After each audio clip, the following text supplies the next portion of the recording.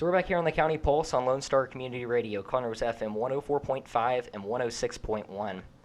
So right now, we've got a special guest in the studio. We have Armand Sharma from an organization called Teach2Learn. You want to go ahead and introduce yourself and Teach2Learn? Yeah, so I'm Armand Sharma, founder and president of Teach2Learn. My co-founding members are Michael Gerhard, Ashton Mehta, and Alex Deng. We're all students at the Academy of Science and Technology at the Woodlands College Park High School. So Teach2Learn is basically a student-run organization, and our whole goal is to inspire passion. So for all of us, going through a school system, a very competitive, school system, especially the Woodlands College Park High School and our feeder schools. Right. What we saw is that as kids left junior high and entered the very academically demanding environment of high school, that people were losing sight of what they like to do outside of school. So when the homework started coming in, things like AP classes, a lot of the things that they did in junior high that they did outside of school were really going away in favor of more and more academics, taking more and more time on that. And we really didn't see the problem with that until we really thought it was pretty natural until we saw a couple of our older students who are older than us come to like 11th grade or so, and then the whole pressure of college applications started, right? And with college applications, you need things like extracurricular activities, right? And a lot of these kids, after being so bogged down with just academics and not continuing what they did in junior high and even before, didn't know what to do when it came to extracurricular activities. So then we saw the most common thing we saw is people join all these volunteer clubs, all these hospital volunteering, and all these National Honor Societies, which are great in and of themselves. But kids were wearing themselves out. I mean, nobody was really considering what they wanted to do. They were just doing what they thought they needed. They had a very resume-oriented checklist type mentality. So our whole goal was to basically create passions that last. So in a junior high and even earlier setting, create passions and give kids a path that they can continue with in all these extracurricular pursuits, even when they come to high school. So that because when you're passionate about something, when you have something to do outside of school, then you're on a track to much greater success. So to do that, what we do is we basically run workshops at schools, mainly in CISD at some of the largest middle schools, on a variety of extracurricular topics. So some of the ones we have student research, scientific research, or science fair. We have speech and debate. We have destination imagination. We're about to start entrepreneurship pretty soon. So our whole goal is to basically use a very hands-on learning approach, get kids involved in these activities, things that aren't really exposed in a traditional school curriculum, and provide them with the resources they need to kind of grow and nurture these passions so that by the time they hit 9th grade, they're very strongly connected to one or two extracurricular fields that they can carry on not only through high school but also beyond. And originally, you guys were wanting to set out as like a tutoring group for academics, right? Yes. If I remember? Yeah, so when we had started, because we saw, obviously those are one of the needs that are always present in, any school district. I mean, the need for, tutors and, kids who are academically motivated in, the sciences or math or whatever, and helping out younger kids. And that's what we thought, right? But then, working with some of these kids on some of these, common core subjects, we saw that there was a much bigger problem. The underlying problem was a lot greater. It was that the way academics was presented where we are and, just overall was very obligation based, right? It wasn't, the emphasis was not on, learning just for the fun of learning. Right. The emphasis was on, this is what you have to learn without any consideration for, how each kid learns, what each kid unique ambitions are. So we noticed that was the bigger problem to challenge than just, helping kids with homework and that kind of thing. Oh, yeah, definitely. So I started out with y'all, a part of the same organization, right? DICE, the DICE initiative, right? Right, yeah. So could you maybe go over how the DICE initiative drove Teach2Learn to develop as an organization? So the DICE initiative helped in that. So actually, when I had the idea for it, I actually was kind of a part of the DICE initiative. I didn't know that much about it, but one thing I also saw is that if you really want to start something, new, like an organization or a business or whatever it is, you need like-minded people, right? You need people that are willing to, go beyond just, joining clubs and that kind of thing. Somebody who really wants to create a change for themselves. And the DICE initiative really helped in that. That's where I found the group of people, Michael, Ashton, Alex. It was in that club I found these very, entrepreneurship-minded people. And when I talked to them about my idea, they were students that felt the same way. And we were able to go from there. Yeah. Okay, yeah, definitely. So specifically now, what kind of role do you think Teach2Learn will play this year? So this year, so right now we're in December. So when we started with the school year, right, we started with some of the very seasonal extracurriculars. So seasonal meaning things that run, on a very strict, academic year schedule. So things like, for example, Science Fair, which is one of our biggest workshop series, right? That starts in September, October. The first competitions at the end of January, and then February, March, and so on. So right now we're at a point where we're basically wrapping up, for the seasonal events like Science Fair, we're kind of wrapping up the teaching part of it, and now we're moving more into individualized mentorship. So the second phase of Teach2Learn's programs is after we've given you the introductory content, once we've kind of sparked that passion, it's about connecting these kids to older high school students, like people our age, who are passionate about the subjects that they're passionate about, just to help them with that guidance. But with our other programs, the ones that aren't really gauged towards a specific competition for junior high, things like computer science or things like entrepreneurship, these are more, they're kind of the same thing all throughout the year. So yeah, we're about to go off for break. We've given all of our kids these long-term projects and stuff that they've started working on, they really clicked with. And when we come back from the break, for those kids, we'll be just hitting back on those projects, seeing what they have, and then giving them new projects. Okay, yeah, definitely. I mean, that seems like it's a pretty successful program so far, right? Yeah. But on the ground, I guess, what does a Teach2Learn workshop look like? So, for instance, Science Fair. Yeah. So it kind of varies, right? So so in the introductory phase of Teach2Learn's programs, especially for things like Science Fair, we focus a lot on the whole thing that makes us unique, which is the whole inspiring passion, right? So instead of just starting on day one with what is Science Fair and starting defining terms for them and defining, oh, here's your independent variable, here's your dependent variable, things like that. So we start with a very hands-on approach. So when we start any program, we like to field, the interest of each kid. So just walking through the first workshop for Science Fair at any school.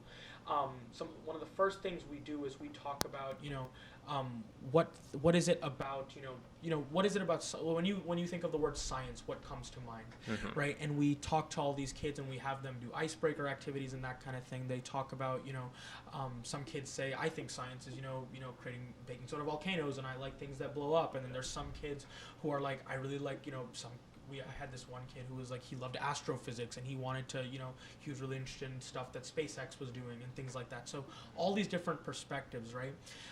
Then the rest of the workshop, at least the first one, is these hands-on activities that help the kids realize that their unique ambitions, right? That kid with the baking soda volcano and that kid who likes SpaceX, right? All of their ambitions can be fulfilled with STEM research, with Science Fair. So these activities we have, things like games, surveys that kind of relate to games and things like that, they all show these kids that whatever they want to accomplish can be achieved through Science Fair. And once we've established that, then moving forward, it becomes a lot easier to kind of ease in the content. Then we move into sort of a teaching model. So with the PowerPoints, and then having kids, if they want to take notes, they can, and always fielding questions and keeping activities in between, things like that. After that initial teaching part is over, we've taught them the fundamentals of STEM research, right? Your variables, your how to come up with an experiment. Then, like I was saying, we move into the mentorship phase. So when the kids when we've helped the kids narrow down their projects, what exactly they want to investigate, then it really becomes, on a weekly basis where they're bringing kids who have expertise in their fields to come and talk to them once a week, and just work with them individually on setting weekly plans, on helping them figure out how to do certain things, working through problems, or sometimes just being a sounding board to talk about ideas and that kind of thing that teachers a lot of time won't have the time for because they have 150 to 200 students to manage. And then once that is done, what we're about to do now we're kind of done with the mentorship part of it. When we come back from the break, we'll have about 3 weeks before the first level of competition. Then we'll slightly ease back into that teaching mode, where we'll start teaching them the most important part of the competition, which is the presentation aspect, right? So how to create your displays, how to talk about it, how to entice judges, that kind of thing. Mm-hmm. So I know you guys right now are mostly focused on science fair. Mm-hmm. Are you planning on extending your workshop sessions to other topics or areas of interest? Yeah, so right now, because science fair really until the beginning of January is very heavy, especially not only with school requirements, but also, I mean, for the competition, getting your project done in that time is really important. But aside from that, we have some other workshop series that also run. So we have a computer science. So there we started the kids at the very beginning with just how to think like a programmer, and now we're all the way to, a lot of them are learning Java, C++, writing apps, that kind of thing. We also have speech and debate primarily at Knox Junior High School, where there's a great speech and debate program that he and I were both a part of, and so we have people who did debate and stuff go in on a weekly basis, and walk them through making their cases, making their arguments, getting them ready for tournaments. We also have Destination Imagination, which is a very interesting one, because that one, unlike science fair, requires a lot of independent motivation. So a lot of the kids have to decide themselves that they want to do DI, and once they did, we have 2 or 3 teams from the Academy of Science Technology who have gone to global finals 5 or 6 times now, so they're very experienced, and they go in every week and they run in their instant challenges. They teach them the fundamentals of how to approach tasks and that kind of thing, and basically nurture them give them that support system they need to really, and give them those tips they need to really do well in Okay. competition. Coming back from the break, we're starting with entrepreneurship. So a lot of these kids, even if they don't, we kind of to show them that even if you don't fit into, if your interests don't align with, some extracurricular activity that's really easy to see, that doesn't matter. I mean, you can create it yourself. So that'll start after winter break, and and from there, who knows? Yeah. Interesting. Okay.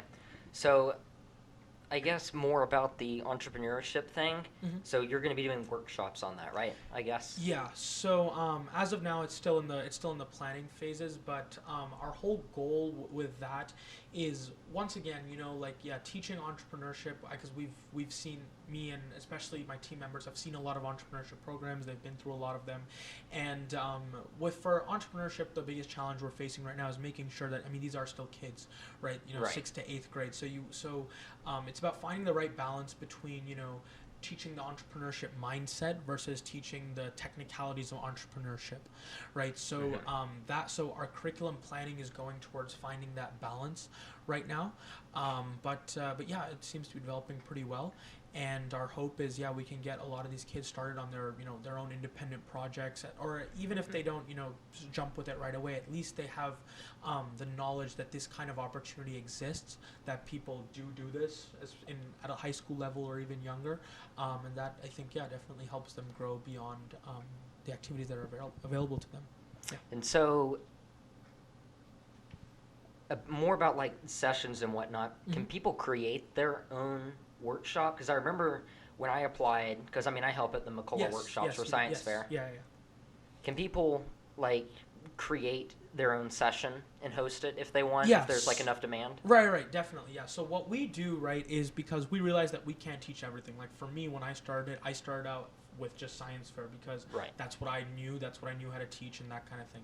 But what I saw is that there's a lot of other pursuits that there is demand for, things like computer science, that I may not be able to teach, or sometimes no one on my team is able to teach, right? So as part of our our volunteer thing that you filled out, right, our volunteer application, you have one of 2 choices, right? You can either help out in one of our existing programs, or for the entrepreneurship one that was brought to us by another junior at the Academy of Science Technology. He applied to do that, and basically it's a short form. You fill out what you want to teach, what change you want to make in the community with your program, And yeah, we basically, the management team, it's our job to find the kids, to do all the logistics stuff. But for our program leaders, it's their only job is to work on the curriculum and work on strengthening their program. We run all the other stuff on the back end, making sure they have the kids, the sponsors, the funds, Right. that kind of thing. Yeah. Interesting. Okay. So Jack mentioned that he was involved in the volunteering process, right? Yes, he So was. could you go over, like, I guess, how that volunteering process is going to develop as the organization expands? Yeah, so really right now, because we're still pulling from area, and like an area that we know, right, the Academy, College Park, Right. or even just CISD, we know we have pretty close connections with the kids who are volunteering with us. But moving forward, it will become more important to vet the volunteers, right? So for example, for science fair, in our volunteer form itself, we ask, a couple of lead-in questions with, why do you feel that you're, necessarily qualified to teach science fair? What do you think you could add to it? Now, Jack, he's been to state science fair. He's done science fair for a long time now, and he's a scientifically minded student. Now, I know that about him because I know him. But what I also know is that on paper, he's gone to state science fair and he's won awards there.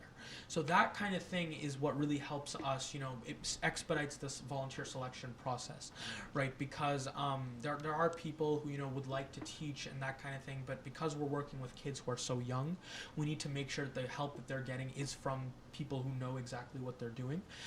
So moving forward, yeah, the mechanisms in place to vet our volunteers will have to get a little bit more expansive, but I don't foresee it being any huge issues. Okay, and then also, because I remember you were talking earlier about how you're trying to move extracurricular activity away from the volunteering model, right? Like the obligations. Yeah, exactly. Yeah, right. Right. So how are you going to I guess manage that goal while also trying to create a volunteering organization? Is there certain goals that you're trying to establish? Yeah. What would those It's multifaceted, right? So when I saw things like all these National Honor Societies and clubs like Interact and Key Club and Leo Club or whatever, what I saw is that they are community service organizations. They definitely are, right? They fill community service needs, but my only thing with them was I wanted to see what is the impact that they're making, right? So I truly believe in, not that what they do isn't noble, but helping out at a children's festival, filling a need for just people on the ground to Right. supervise is different from volunteering in the actually spending your time sitting with kids and teaching them something, imparting knowledge that you have, right? So Teach2Learn's whole goal, for volunteers who sign on with Teach2Learn, it's you're basically coming along as a teacher. So your volunteering is that you're actually making, for even if it may not be for a lot of kids, right? Because just you're one person, you are still imparting knowledge that a very imprintable student is going to receive, and you've pushed him or her one step towards finding, solidifying that passion of theirs. And I think really spending an hour a week doing something like that is a lot more impactful than spending 5 hours on a Saturday or 6 hours on a Saturday, at one of these festivals that we have. Not that isn't important, but it's just that looking at where your impact, where you specifically will be most valued. I think in this mode makes a little bit more sense. Of course, yeah. Definitely. Okay. So I guess you're wanting to expand your organization, right? Sort of like a chapter. Yeah. Just the chapter hierarchy. Where Exactly. Yeah. So basically, the way we've done this is it's a very it's a very hands-off approach. Honestly, all you really need is what the great thing about us is that it's basically on the surface level, logistically, it works like a high school tutoring service. You have kids that go into a feeder school or something, and they work with kids after school. But the difference comes in is what the content is. What content we teach, how we teach it, the teaching strategy. Because we're not tutoring them, right? We're actually trying to get them excited about something. But the thing is that curriculum, that method of teaching, that can be communicated remotely, right? That doesn't necessarily need, sending PowerPoints, talking to chapter leaders. That's something that can happen no matter where you are in the world, right? In relation, relative to us. But yeah, this is it's very simple. You can start at, school X, which is not College Park or the Woodlands High, Right. you just start a Teach2Learn chapter. You'd have a chapter head, and that chapter head would basically do the duties that my management team does. Every week, just making sure that doing the volunteer placements, creating the teams of volunteers that go to this school, go to this school, go to this school, the teams that teach this, and this, and basically we've cloned our operation here in that location. So it's really not that much different than how we would do it here. The only thing would be, and this is a bonus, is that we would get more help with writing our content, more perspectives to talk to, bounce off our ideas of how to inspire, and we'll impact more kids. So yeah. Okay. So where can people find more information about your program? Yeah, so the biggest one is probably our website interface, so www.weteach2learn.com. And in addition to that, to keep up to date with our workshops, we have an Instagram page at official Teach2Learn. That's a number 2, and our LinkedIn page, which is just Teach2Learn. Our LinkedIn page and our Instagram page have like our more daily updates, because we have workshops running, 5 days a week. So every time we have something, we have a workshop, it'll be on there saying what we did and how we did it. But on our workshop, on our website, you can find more of the detailed information, like about us, how we started, and more specific information on our individual programs and how we teach them, and also contacting us, signing up to be a volunteer, or just if you have any other questions. Okay. Do you have anything to add? More of a personal question to Yeah. you, Armand, and I guess this also extends to Michael, since you are both graduating this academic Yes, year. yes. I'm curious to see how, if at all, to what degree y'all are going to be managing this organization, and if you're going to bring it to a broader level. That's something me and Michael and I are also talking about right now, because it really does depend. Like our level of of involvement will really depend on where we end up going to school. Right. But what I can tell you is that we plan to definitely take more advisor roles starting next year. So basically being part of like a board of like an advisory committee, more of that kind of thing, overseeing the operations, but still letting the students on the ground take point, because they'll be more knowledgeable. Our other 2 members, Ashton Mehta and Alex Deng, they're juniors. So starting next year, they'll pretty much be ready to take the point, like lead on the organization. But yeah, after that we have a couple of candidates, 8th graders and freshmen who we have in mind, who have shown leadership promise, and they see the vision of the organization and that kind of thing. So it'll basically be about I guess grooming them kind of to take Right. this over, because yeah, it does become difficult to manage it when you're not on the ground. You're not in that environment. It's hard to see exactly what the schools need and how to get the people there. So yeah, it's really about training the right people, but we'll definitely always be there for advice and making sure everything's running smoothly and that kind of thing. Okay. Yeah, and about like handing it off to people, Mhm. like with this, we're gonna have to hand off our Yeah, show to someone. of course. Yeah. Yeah. Like that's like a year and a half from now too. Right. So it's, It's definitely something to think about. A lot of these things that we create in high school, because I've met a lot of people who have started companies and started organizations in high school, and it's hard for a lot of people. Some people even end up taking gap years to do a little bit more with the organization before they go off to college and that kind of thing. But even if you're not able to do that, it's still very difficult. I mean, it's your thing. It's really hard to Right. hand it off to somebody else, even if Yeah. they are really close to you, because it's always that feeling that whoever I give it to may not have the exact same vision that you would have for it. But that's part of the challenge, and that's something that we're gonna have to face. But I think we'll do well. Yeah.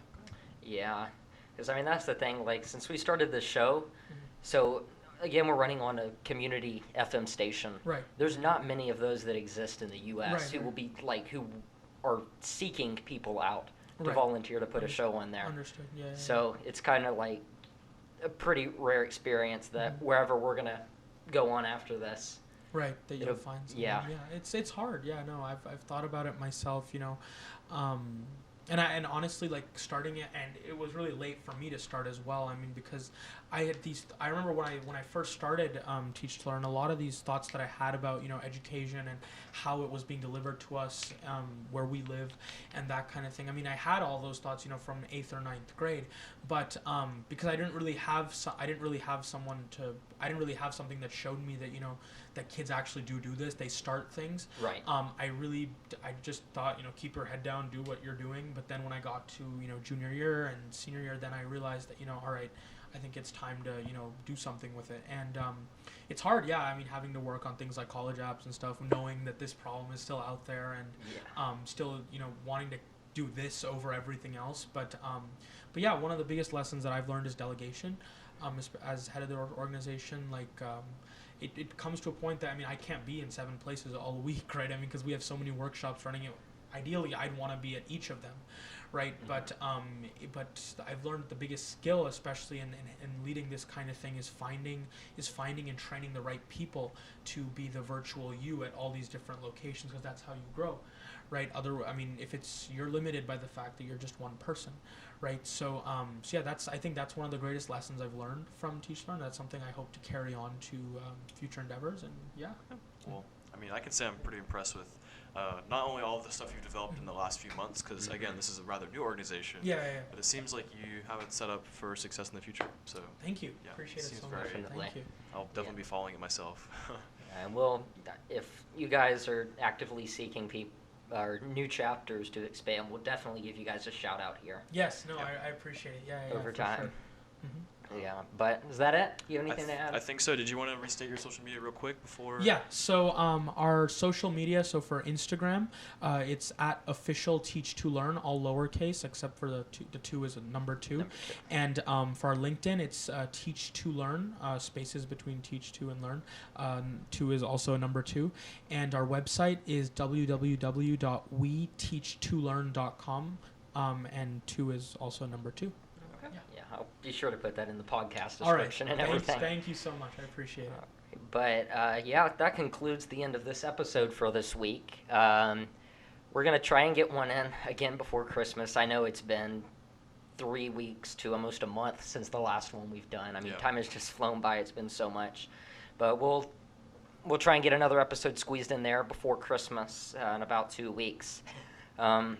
But again, yeah, that concludes it for this episode. You're listening to the County Pulse on Lone Star Community Radio, Conroe's FM 104.5 and 106.1. All right. Yay.